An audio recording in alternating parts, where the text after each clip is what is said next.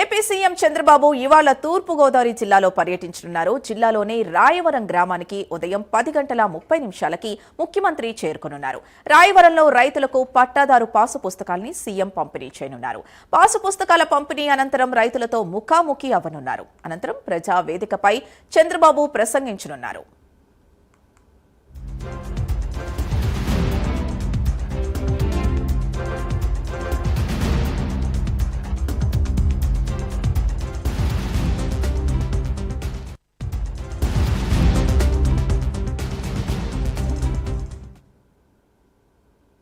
తూర్పుగోదావరి జిల్లాలో పర్యటనకు సంబంధించి పూర్తి డీటెయిల్స్ మా కరెస్పాండెంట్ శ్రీరామూర్తి అందిస్తారు.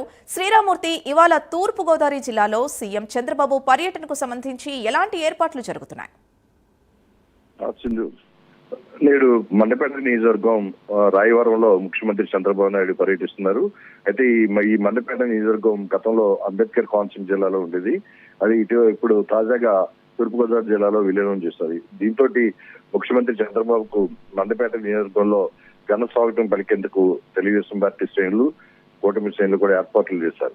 ప్రస్తుతం రాయవరంలో చంద్రబాబు నాయుడు పర్యటనకు సంబంధించి ఏర్పాట్లన్నీ పూర్తయి రైతులతో ముందుగా ముఖాముఖి నిర్వహిస్తారు. ఆ తర్వాత ఇక్కడ పట్టాదారు పుస్తకాలు కూడా పంపిణీ చేస్తారు. ఆ తర్వాత చూసినట్లయితే కార్యకర్తలతో ప్రత్యేకించి మధ్యాహ్నం నుంచి సమావేశం అవుతారు.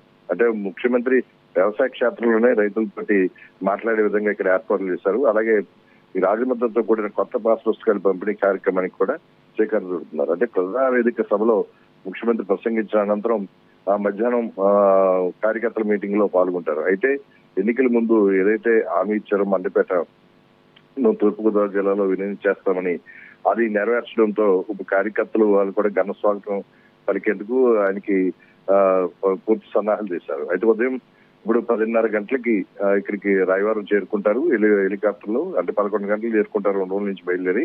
అక్కడి నుంచి చూసినట్లయితే 11:20కి పంట పొలాల వద్దకు వెళ్లి రైతులతో కలిసి మాట్లాడతారు. ఆ తర్వాత 11:20 నుంచి 12 గంటల వరకు పాత పుస్తకాలు ఏదైతే పాస్ పుస్తకాలు పంపిణీ చేస్తారు. అయితే 12-15 గంటలకి అంటే 1 గంటకి ప్రజావేదిక దగ్గర చేరుకుని ఇక్కడ ప్రజలు అలాగే రైతులు ఇతర ప్రజలతో కూడా మాట్లాడతారు. అలాగే ప్రజా సమస్యలను కూడా కొన్ని ఇక్కడ స్వీకరిస్తారు.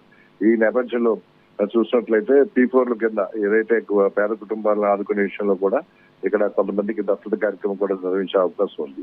అయితే ప్రస్తుతంగా ఇప్పుడు మధ్యాహ్నం మళ్ళీ 4 గంటలకు బయలుదేరి ఒంగోలుకి తిరిగి ప్రయాణం అవుతారు. 5 గంటలకల్లా ఒంగోలు చేరుకున్నారు. మొత్తం చంద్రబాబు పర్యటనకి పూర్తి స్థాయిలో ఏర్పాట్లు చేశారు. ఇక్కడ ఎమ్మెల్యే వేగుల జోగేశ్వరరావు, అలాగే సమన్వయకర్త సీఎం ఏర్పాట్ల సమన్వయకర్త పెద్దుర్తి వెంకటేష్, అలాగే ఏలూరు రేంజ్ ఐజీ అశోక్ కుమార్ మొత్తం అంతా కూడా ఇక్కడ ఏర్పాట్లన్నీ పరిశీలించారు, పర్యవేక్షణ చేస్తున్నారు.